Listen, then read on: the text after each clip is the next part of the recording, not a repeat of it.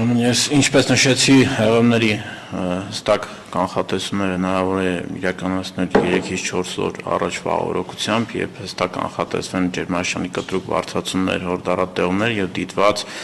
գետերի ջրի ջրայնություն։ Դեռևս վաղ է ասել, որ այդ հեղեղներ կլինեն, բայց ջրի ելքերի զգալի բարձրացումներ այդ օրերին կունենանք։ Այդ դուք նշեցիք առանձին ջրամբարների լցվածության ցուցանիշներ։ Եթե ընդհանուր առմամբ վերլուծենք, պատկերն ինչպիսին է, գոհացուցիչ է այս տարի նախորդ տարիների համեմատ։ Նայեք, եթե համեմատենք այսօրվա դրությամբ ջրամբարների ջրալցվածությունը, այսօրվա դրությամբ նախորդ տարվա նույն օրվա համեմատությամբ ջրամբարների ջրալցվածությունը ցածր է, քանի որ անցյալ տարի այս ժամանակահատվածում ջերմաստիճանը բարձր էր եւ ինտենսիվ ձնհալք էր տեղի ունենում եւ ջրամբարներում ջրալցվածությունը բավական բարձր ցուցանիշների վրա էր։ Անցյալ տարի այսօրվա դրությամբ Ախուրյանի ջրամբարում արդեն ունենք 100% եւ ավել լցվածություն։ Այսօրվա դրությամբ 148 միլիոնով պակաս է։